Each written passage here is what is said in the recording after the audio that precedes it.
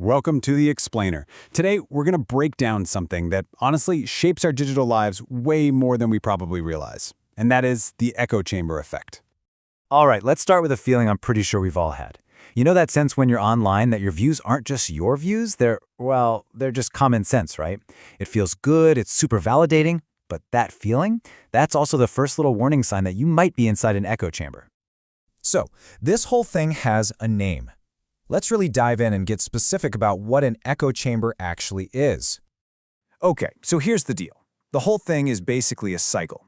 You see stuff that agrees with what you already think, which, makes you believe it even more, and that just makes you want to find more content that agrees with you.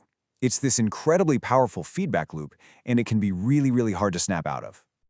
And this is where it starts to get pretty serious, because it's not just about feeling good about being right. All that constant reinforcement can make it feel like your group, your tribe, has it all figured out. And everyone else, well, they're just the other.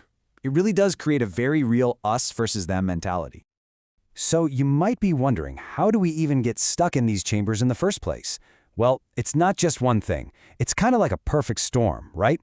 It's a mix of how our own brains are wired and, on the other hand, how our digital world is literally coded.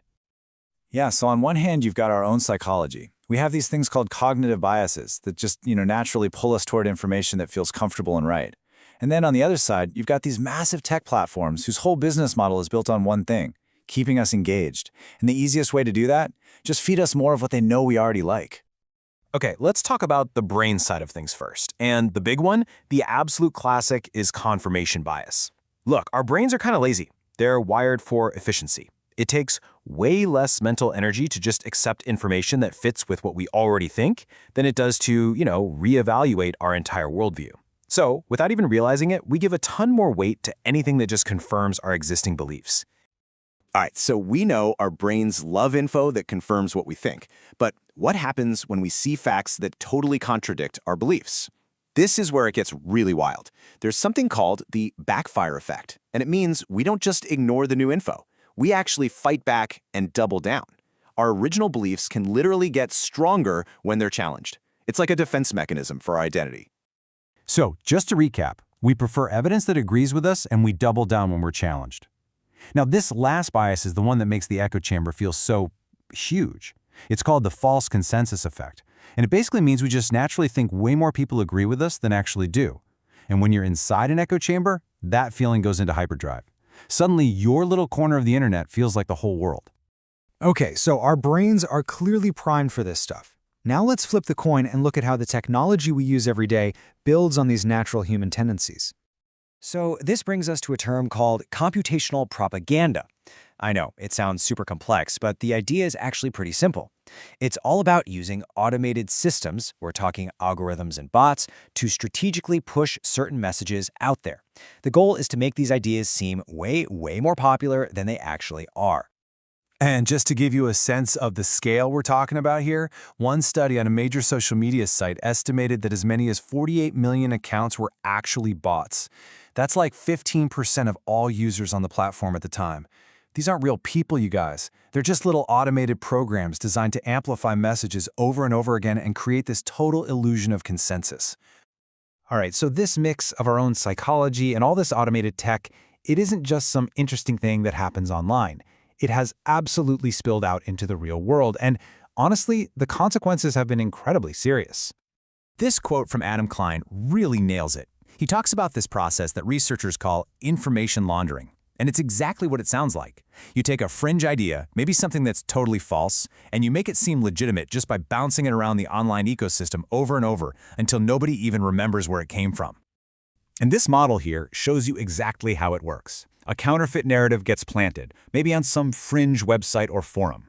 Then, it gets picked up and blasted out by online amplifiers and algorithms. From there, it just bounces around in the public conversation, until eventually it becomes accepted as just public knowledge, completely cut off from its sketchy origins. I mean, a perfect and terrifying example of this is the whole Pizzagate conspiracy.